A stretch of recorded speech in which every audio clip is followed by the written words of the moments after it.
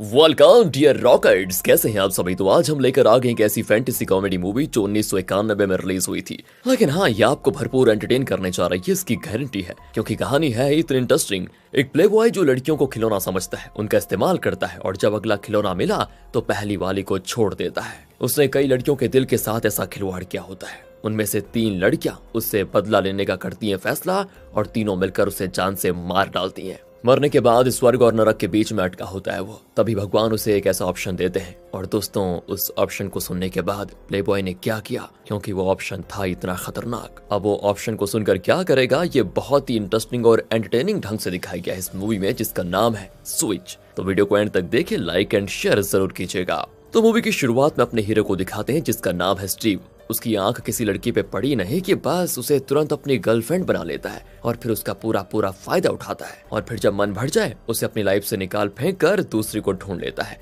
यानी एक नंबर का प्लेबॉय। इसका कोई परिवार नहीं है, ये दुनिया में अकेला है और एक एड फॉर्म में काम करता है। एक दिन उसे मार्गो नाम की लड़की का कॉल आता है। स्टीव की गर्लफ्रेंड्स की लिस्ट इतनी लंबी है कि उसे एक नाम याद थोड़ी न रहता। वो पूछती है, तुम कौन सी मार्गो हो? वो भी कह देती है कि अरे कौन सी मार्गो, अरे मैं वही हूँ, चाइना स्ट्रीट वाली मार्गो यार। और कौन? अच्छा तुम, हाँ अब याद आया। बोलो बोलो क्या बात है? वो मैं ये कहना चाह रही थी कि लिजी और फ्लेसिया को तो तुम भूले नहीं होंगे, तो हम तीनों तुमसे मिलना चाहती हैं, कुछ पुराने दिनों को याद करना चाहते हैं, इसीलिए। स्टीव तो एकदम खुश हो जाता है कि एक के बजाय 3, अरे वाह लॉटरी लग गई। बोलो कहाँ मिलना है? वो कहती है, तुम्हें कहीं जाने की जरूरत ही नहीं है मेरी जान, हम तीनों तुम्हारे घर आ जाएंगे, कोई बात नहीं, वहीं पर थोड़ा मौज मस्ती करेंगे, हम बस तुम्हें खुश करना चाहती है। तुम्हें से कोई एतराज तो नहीं होगा ना? क्या यार मार्गो, मैं क्या खाक एतराज करूंगा, तुम लोग कल शाम को मेरे घर पर आ जाओ, मजे करेंगे। असल में दोस्तों, जो ये मार्गो, लिसी और फ्लेसिया है ना, स्टीव की एक्स गर्लफ्रेंड्स रह चुकी है, जिनसे प्यार मोहब्बत के वादे करके स्टीव ने उन्हें ठगा था, और अपने काम बनते ही उन्हें छोड़ दिया।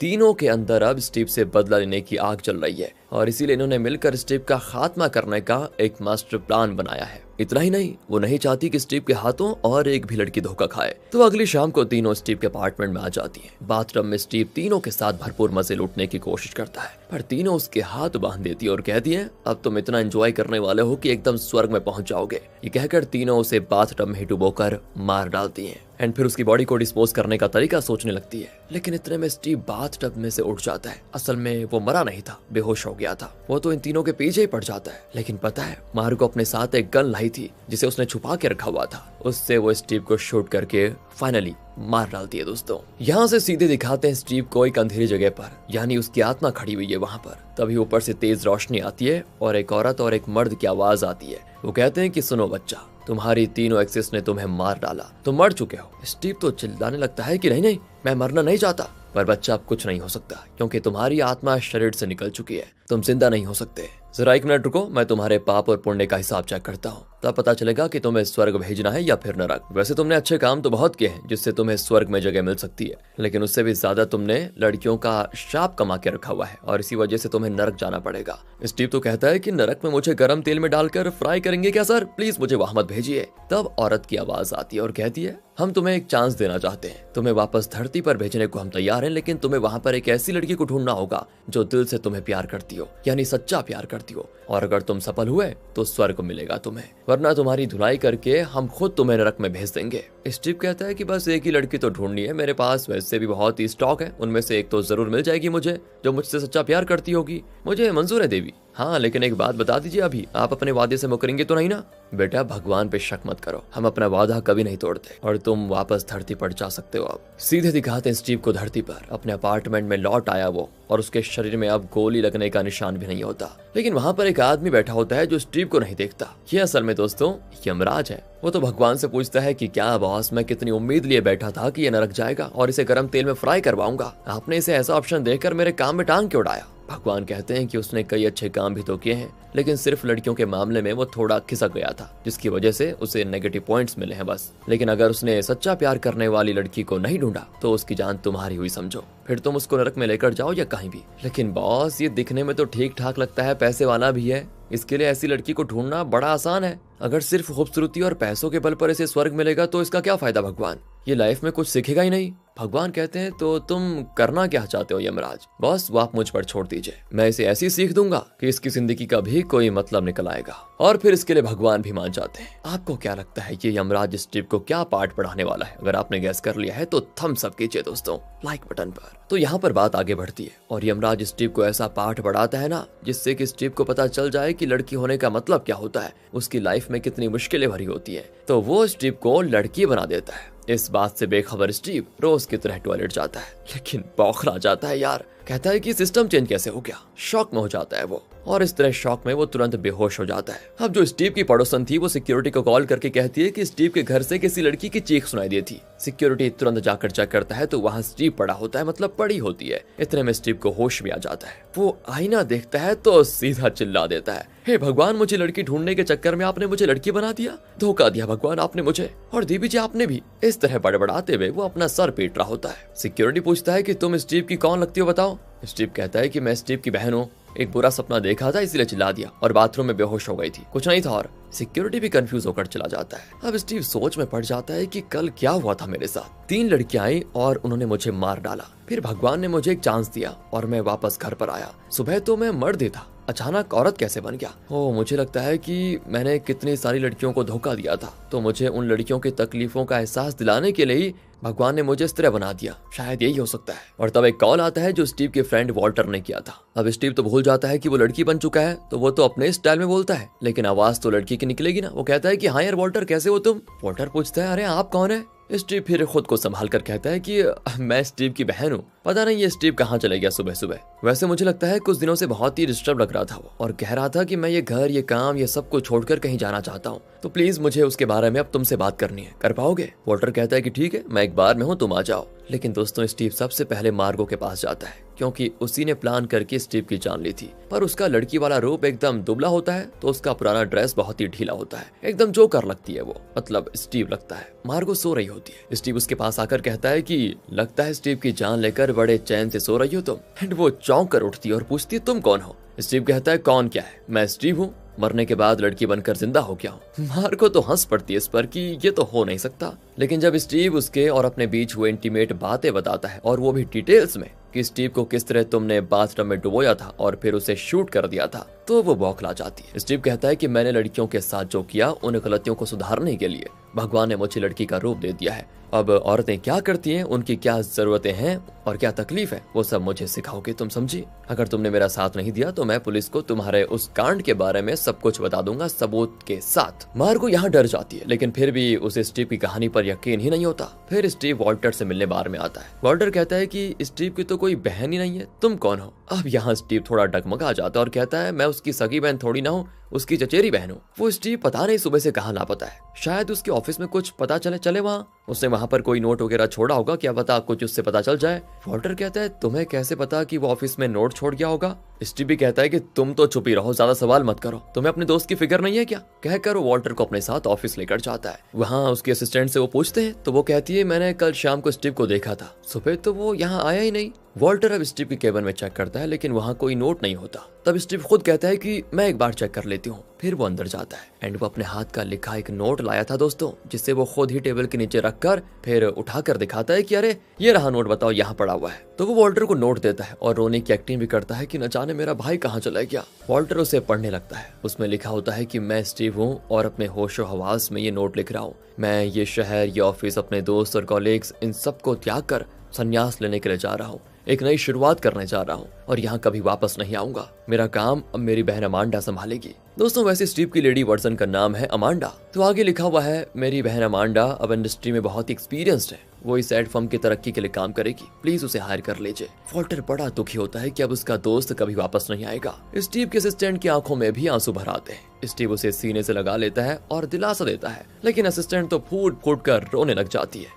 स्टीव यहाँ खुश भी होता है दोस्तों कि लगता है मुझे कहीं और तलाशने की जरूरत ही नहीं पड़ी, ये लड़की तो मेरे जाने से इतना रो रही है, जरूर ये मुझसे सच्चा प्यार करती होगी। वो कहता है कि तुम रो मत सहेली, स्टीव जल्दी वापस आ जाएगा, तुम्हारा प्यार देखना उसको जरूर वापस लेकर आएगा। लेकिन असिस्टेंट स्टीव को घूरती है, क्या बात करती हो तुम? अरे तुम्हें पता भी है जब मुझे बेहद खुशी होती है तब मैं इस तरह रोती हूँ, ये खुशी के आंसू है।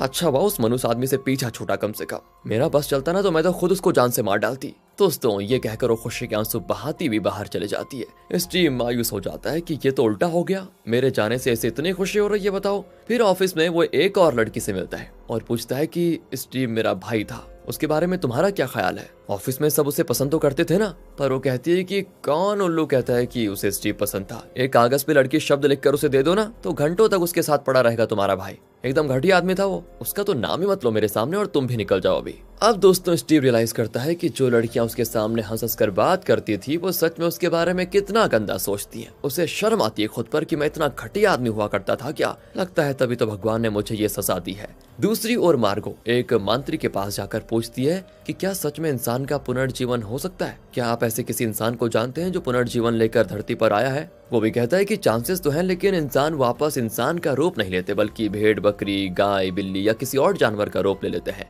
मार्गो ये सुनकर और दुविधा में पड़ जाती है। फिर स्टीव उसे बुलाकर लड़कियों के ड्रेसेस, एक्सेसरीज वगैरह के बारे में पूछता है। स्टीव के कहने पर मार्गो वहाँ कुछ मॉडल्स को लेकर आ जाती है जो कई तरह के ड्रेसेस, ज्वेल्स वगैरह पहनकर दिखाती है, पर स्टीव उनका कॉस्ट्यूम देखने के बजाय उन मॉडल्स को निहार रहा होता है। मार्गो तो सोचती है कि ये गधा चाहे जितने जन्म ले ले सुधरेगा नहीं। आखिर में स्टीव अपनी जरूरत की यानी लड़कियों वाली सारी ज्वेलरी और ड्रेसेस खरीद लेता है। सारे आइटम्स का टोटल बिल आता है $41,000 और स्टीव तो पूरे बिल को मार्गो पर थोप कर खुद चीजें लेकर घर आ जाता है। उसकी चाल देखो दोस्तों, हाई हील्स पहनकर उससे चला नहीं जाता। न जाने ऑफिस की लड़कियां रोज ऐसे हाई हील्स शूज पहनकर कैसे चलती होंगी, ये सोचकर तो वो और दुखी होता है। अगले दिन वो एक बार में वॉल्टर से मिलता है। नशे में वो कहता है कि मैं असल में स्टीव हूँ यार, मार्गो और उसकी फ्रेंड्स ने मुझे मार डाला, अब भगवान ने मुझे दूसरा जन्म दिया है और लड़की का रूप दे दिया। वॉल्टर भी नशे में होता है और कहता है कि जो भी हो तुम तो बड़ी खूबसूरत हो, पर मैं सच बता रहा हूँ तुमसे सच्चा प्यार हो गया है मुझे। पता नहीं दोस्तों वो नशे में कह रहा है या सच में कि वो स्टीव को यानी अमांडा को पसंद करने लगा है। स्टीव तो चौंक जाता है कि ये तो गलत डायरेक्शन में जा रहा है। सोचता है कि ये नशे में बकरा होगा, यही सोचकर वो इस बात को सीरियसली नहीं लेता। अब दूसरी ओर मार्गो लिसी और फ्लेसिया को बताती है कि उस लड़की की चाल, उसकी बातें हूबहू स्टीव जैसी है। मुझे तो लगता है कि वो सच में स्टीव है जो मरने के बाद लड़की का रूप ले गया है। लेकिन लिजी और फ्लेसिया ये नहीं मानती। लेकिन वो लड़की हमारे कांड के बारे में सब कुछ जानती है, इसीलिए उसको ठिकाने तो लगाना पड़ेगा ही, वरना वो लड़की किसी भी वक्त हमें पुलिस में फंसा सकती है। यहाँ दोस्तों स्टीव उस लड़की की तलाश में होता है जो उससे सच्चा प्यार करती हो। तब उसे कोनी नाम की एक मॉडल याद आती है जिसके साथ वो कभी क्लोज हुआ करता था। जरूर उससे मुझे प्यार होगा, ये सोचकर वो वॉल्टर को लेकर कोनी के पास जाती है। वो कोनी को बताते हैं कि स्टीव एक लेटर लेकर न जाने कहाँ चला गया। स्टीव पूछता है क्या वो तुम्हें कुछ बताकर गया है? सुना है वो तुम्हें पसंद करता था, क्या तुम भी उसे पसंद करती थी? इस तरह वो कोनी से सवाल पे सवाल करता है। कोनी का एक्सप्रेशन देखकर लगता तो नहीं कि वो स्टीव को पसंद करती थी, लेकिन दोस्तों वो ये भी कहती है कि हाँ थोड़ा पसंद तो करती थी। अच्छा थोड़ा पसंद करती थी, ओके ओके, तो क्या तुम उससे बहुत मिस करती हो? हाँ करती हूँ, लेकिन तुम ये पूछ क्यों रहे हो मुझसे? स्टीव ऊपर की ओर देखकर कहता है कि देखा भगवान, आखिर मैंने उस लड़की को ढूंढ निकाला जो मुझसे सच्चा प्यार करती है। अब तो मुझे स्वर्ग में जगह मिलेगी ना। कोनी भी सोच में पड़ जाती है कि ये जरूर कोई पागल औरत है जो इस तरह बातें कर रही है, पर ऊपर भगवान की तरफ से स्टीव को कोई जवाब नहीं मिलता। फिर भी दोस्तों स्टीव कोनी को नहीं छोड़ता और पूछता है कि तुम्हें जरूर स्टीव में कोई ना कोई अच्छा गुण तो दिखा होगा, उसकी अच्छाइयों के बारे में कुछ बताओ ना मुझे। कोनी अचानक भड़क जाती है और स्टीव को बुरी से बुरी गाली दे देती है। वो तो ये भी कहती है तुम उसकी बहन हो इसलिए और गाली नहीं दे रही हो, वरना स्टीव जैसे आदमी के बारे में तो बात करना भी मुझे पाप लगता है। हाँ तुम भी बड़ी आई भाई की तरफदारी करने वाली, निकल जाओ यहाँ से। स्टीव दोस्तों यहाँ बहुत इंसल्टेड फील करता है, लेकिन साथ ही उसे ये भी रियलाइज होता है कि वो कितना सेल्फिश हुआ करता था। अपने फायदे के लिए उसने कितनी ही लड़कियों की लाइफ के साथ खिलवाड़ किया। यार मैं इतना बुरा था क्या? सब मुझसे इतनी नफरत करती थी। अगले सीन में एक मीटिंग चल रही होती है जिसमें मैनेजर एक नए क्लाइंट के बारे में बता रहा होता है, लेकिन स्टीव उस पर ध्यान ही नहीं देता बल्कि अपने शूज का साइज चेक कर रहा होता है। मैनेजर घूरने लगता है तो स्टीव झट से पूछता है कि हाँ तो आप कह रहे थे क्या कह रहे थे आप? वो कहता है कि हम फॉक्सटेन कॉस्मेटिक्स नाम की एक बड़ी कंपनी का कॉन्ट्रैक्ट साइन करना चाहते हैं। अगर आपका भाई होता तो वो उस कंपनी का कॉन्ट्रैक्ट जरूर जीत लेता। स्टीव स्माइल करके सोचने लगता है कि यार मैं तो स्टीव हूँ। वो भी खुद से कह देता है कि अरे आप बेफिक्र रहिएगा, फॉक्सटेन का एड कॉन्ट्रैक्ट हमें मिलेगा और एक काम कीजिए ये मुझ पर छोड़ दीजिए, ये जिम्मेदारी मेरी है। ये कहकर स्टीव शान से फॉक्सटेन की ओनर जिसका नाम शीला है उससे मिलने जाता है। शीला एक लेस्बियन है दोस्तों। उसे अट्रैक्ट करने के लिए स्टीव टाइट स्कर्ट और सुपर हाई हील शूज पहनकर जाता है। असल में मार्गो ने स्टीव को शीला का अपॉइंटमेंट दिलाया होता है। उसने ही स्टीव से कहा था कि शीला एक लेस्बियन है और अगर तुम उसे अपनी ओर अट्रैक्ट करने में सफल हो गई तो समझो कॉन्ट्रैक्ट तुम्हारा हुआ। तो वो भी शीला को इम्प्रेस करने में सफल भी हो जाता है और फिर उसको एक पार्टी में बुलाया जाता है। वहाँ पर ड्रिंक करने के बाद शीला स्टीव के साथ क्लोज होने की कोशिश करती है, लेकिन स्टीव को किस करने का मन ही नहीं करता। वो बड़ा अजीब फील करता है और वहाँ से तुरंत निकल जाता है। मार्गो उसको डांटती है कि तुम तो मर्द हो ना, फिर उसे किस करने में तुम्हें प्रॉब्लम क्या थी। स्टीव कहता है पर पता नहीं यार, आजकल मुझे लड़कियों को देखकर पहले वाली फीलिंग नहीं आती। मार्गो उसका मजाक उड़ाती है कि लगता है तुम धीरे धीरे पूरी तरह लड़की बन रहे हो। ये सुनकर स्टीव को एहसास हो जाता है कि वो दिन प्रतिदिन औरत की तरह फील कर रहा है। दिन गुजरते हैं और स्टीव खुद को पूरी तरह से एक औरत जैसा फील करने में कामयाब हो जाता है। मतलब उसे पूरा फील होता है कि वो एक औरत है। इतना ही नहीं, वो अपने काम पर भी भरपूर ध्यान देता है, लेकिन एक औरत होने की वजह से ऑफिस में और वर्क प्लेसेस में जो प्रॉब्लम होती है वो उसे भी होती है। ऑफिस का एक आदमी हाथ धोकर उसके इर्द गिर्द घुमाता रहता है, उससे फ्लर्ट करने की कोशिश करता है। स्टीव जॉगिंग करने जाता है तो एक आदमी जानबूझकर उसे टच करने की कोशिश करता है। स्टीव तो गुस्से में उसे पानी में धकेल देता है। इस तरह दोस्तों रोज एक न एक कई तरह की प्रॉब्लम उसको आती रहती है। इसी बीच एक दिन शीला फिर कॉल करके कहती है कि उस दिन हमारी मीटिंग कुछ ठीक नहीं गई, क्यों ना हम एक बार फिर मिल लें। स्टीव यहाँ जाना तो नहीं चाहता, लेकिन फॉक्स 10 के कॉन्ट्रैक्ट के खातिर उसे शीला से मिलना ही पड़ेगा।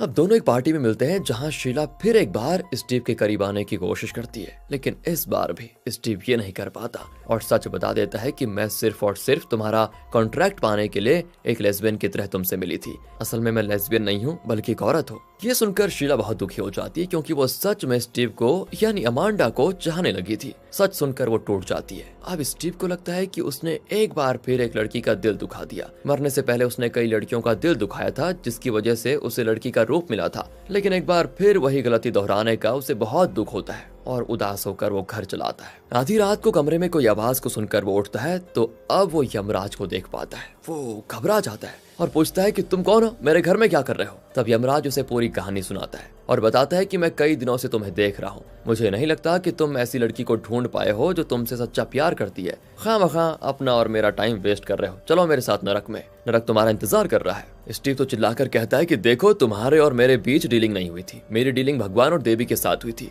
और उन्होंने मुझे कोई डेडलाइन नहीं दिया था कि इतने दिन के अंदर तुम लड़की ढूंढ निकालो, समझे। मैं पूरी कोशिश कर तो रहा हूँ और जरूर ऐसी लड़की को ढूंढ निकालूंगा और स्वर्ग भेजाऊंगा, देख लेना तुम। पर इसी बीच अगर तुमने मुझे परेशान किया तो मैं भगवान से तुम्हारी कंप्लेंट कर दूंगी, समझे। यमराज कहता है कि ठीक है, लेकिन मुझे पक्का यकीन है कि तुम हार जाओगे और आखिर में तुम्हें नरक ले जाना पड़ेगा और मैं ही लेकर जाऊंगा तुम्हें। वहाँ पर तुम्हें गर्म तेल में ऐसा भूनूंगा कि देख लेना। इस तरह धमकाकर यमराज चला जाता है। अगले दिन फॉक्स 10 और अमांडा की एड कंपनी की एक मीटिंग होती है। असल में शीला ने इनके साथ कॉन्ट्रैक्ट करने के लिए मान लिया था। मैनेजर कहता है कि देखो ये सब पॉसिबल हुआ सिर्फ और सिर्फ अमांडा की वजह से, जिसने शीला को कन्विंस किया कि हम कितना बढ़िया काम करके दे सकते हैं। इस पर शीला ये भी कहती है कि मुझे भले ही अमांडा ने कन्विंस किया था, लेकिन फॉक्स 10 का क्लाइंट इंटरेक्शन एग्जीक्यूटिव होगा डैन। असल में दोस्तों डैन वही आदमी है जो ऑफिस में स्टीव को यानी अमांडा को परेशान करता रहता था, उससे फ्लर्ट करता था। और क्योंकि अमांडा ने शीला को धोखा दिया था तो वो भी बदला लेना चाहती थी, इसलिए उसने अमांडा के बजाय डैन को अपना एग्जीक्यूटिव अपॉइंट कर दिया था। लेकिन स्टीव को इस बात की फिक्र नहीं थी क्योंकि इससे भी बड़ी प्रॉब्लम उसके सामने खड़ी है और वो है एक लड़की को ढूंढना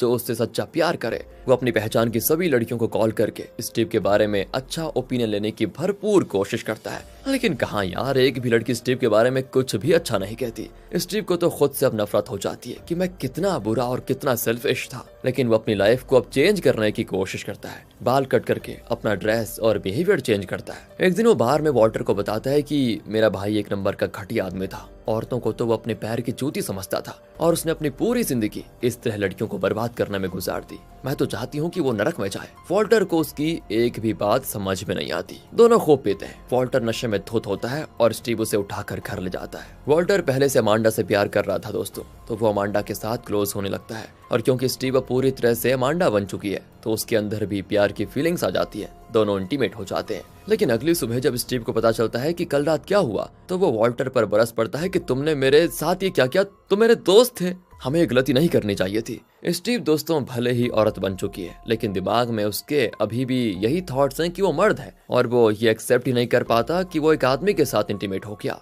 इसी बीच वहाँ पर मार्गो आकर पूछती है कि ये सुबह सुबह घर सर पे क्यों उठा के रखा हुआ है तुम दोनों ने। और जब स्टीव उसे कल रात के कांड के बारे में बताता है तो वो हंस कर पागल हो जाती है। तब वॉल्टर स्टीव से कहता है कि मैं तुमसे प्यार करता हूँ, तुमसे शादी करना चाहता हूँ। स्टीव तो उस पर बहुत गुस्सा होता है। इनकी बहस के बीच में मार्गो चुपचाप एक गन निकालकर सोफे के नीचे छुपा देती है। ये वही गन है दोस्तों जिससे मार्गो ने स्टीव को शूट किया था। असल में पता है, अब वो अमांडा को फंसाना चाहती है कि उसी ने अपने भाई स्टीव को शूट किया था। तभी न्यूज में दिखाया जाता है कि स्टीव की लाश नदी किनारे मिली है और पुलिस इन्वेस्टिगेशन कर रही है। वॉल्टर अपने दोस्त की मौत की खबर सुनकर बहुत रोता है, लेकिन स्टीव मुड़कर मार्गो को देखता है कि अच्छा, तुमने मुझे मारकर मेरी लाश को नदी में फेंक दिया। मार्गो को तो पहले से पता था कि पुलिस को स्टीव की बॉडी मिल गई है, इसीलिए वो अमांडा को फंसाने के लिए यहाँ पर गन रखने आई थी। और तभी पुलिस का कॉल भी आता है और वो अमांडा से कहते हैं कि आपके भाई की लाश मिली है, जरा आइडेंटिफिकेशन के लिए आ जाइए। स्टीव वहां पर जाता है। अपनी ही बॉडी को देखकर उसका सर चकरा जाता है। कई दिन पानी में रहने की वजह से लाश लगभग गल चुकी थी।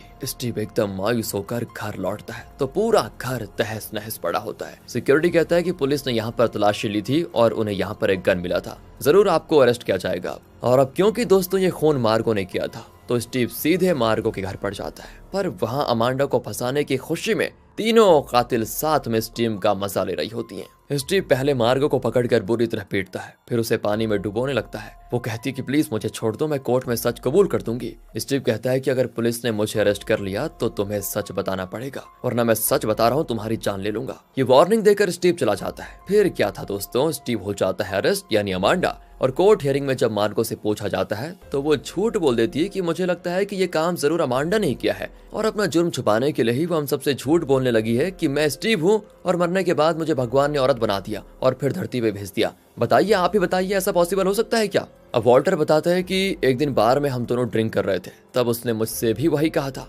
पता नहीं वो सच था या झूठ, लेकिन उसकी बातें, उसकी चाल, उसके रंग ढंग, हर चीज मुझे स्टीव की याद दिलाती है। आखिर में दोस्तों स्टीव को विटनेस स्टैंड पे बुलाया जाता है और वकील पूछते हैं कि तुम्हारा नाम क्या है। वो अपना नाम स्टीव बताता है। ये जवाब सुनकर तो जज भी बौखला जाते हैं और अमांडा को यहाँ से मेंटल हॉस्पिटल में भेज दिया जाता है, क्योंकि कोर्ट का मानना था कि अमांडा कोर्ट में गवाही देने के लिए दिमागी तौर पर फिट है ही नहीं और जब तक उसकी अकल ठिकाने नहीं आ जाती तब तक इस केस पर कोई सुनवाई नहीं होगी। यहाँ से 6 महीने के बाद दिखाते हैं कि अमांडा अब प्रेग्नेंट है और बच्चे का बाप है वॉल्टर। वो अपनी वाइफ की बड़ी अच्छी देखभाल करता है। अमांडा भी दोस्तों अब भूल ही चुकी है कि वो मर्द था, क्योंकि अब वो पूरी तरह औरत बन चुकी है, शरीर से भी और दिमाग से भी। वो वॉल्टर के साथ रोमांस करने लगती है और बताती है कि मेरे पेट में बच्चा है और ये बात मुझे कुछ अलग ही फीलिंग दे रही है। इस तरह खुशी खुशी दिन बीतते हैं और दोनों शादी भी कर लेते हैं। आखिरकार अमांडा की डिलीवरी होती है और उस दर्द के जरिए वो पूरी तरह से औरत का दर्द भी समझ पाती है। उसे एहसास हो जाता है कि मर्द के रूप में वो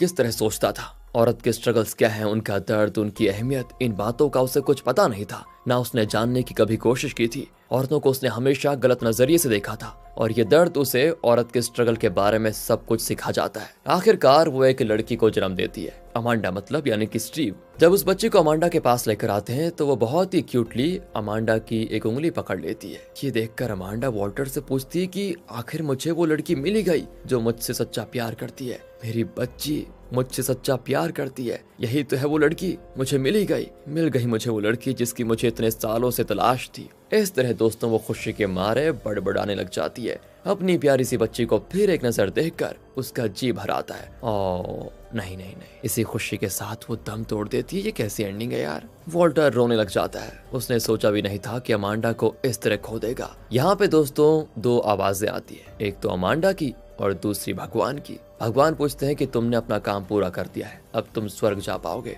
लेकिन अगर तुम्हारी और कोई भी इच्छा है तो बता दो। अमांडा कहती है कि क्या मैं अपनी बेटी को हमेशा के लिए देख नहीं सकती? भगवान कहते हैं तुम देख तो सकोगी, लेकिन तुम्हें फैसला करना होगा कि तुम अब से मर्द बनकर स्वर्ग में रहना चाहोगी या औरत बनकर। अमांडा कहती है कि इस वक्त मैं फैसला नहीं कर पा रही हूँ। तो यहाँ से 5 साल के बाद दिखाते हैं कि अमांडा की बेटी अब बड़ी हो चुकी है। वॉल्टर उसे लेकर अमांडा की कब्र पर आता है। उसकी बेटी कब्र के पास जाकर बड़े प्यार से कहती है आई लव यू मम्मी, और फिर दोनों मिलकर अमांडा को श्रद्धांजलि देते हैं। ये सब कुछ अमांडा स्वर्ग से देख रही होती है। भगवान फिर पूछते हैं कि तुमने क्या फैसला किया है, और अमांडा कहती है कि मैं हमेशा हमेशा के लिए औरत ही रहना चाहती हूँ। इसी के साथ दोस्तों ये मूवी यहाँ पर खत्म हो जाती है। कैसी लगी आपको मूवी कमेंट करके बताइए। मिलते हैं आपसे अगली वीडियो में। अच्छी लगी हो तो लाइक कीजिए। ध्यान रखिएगा अपना। Thanks for watching.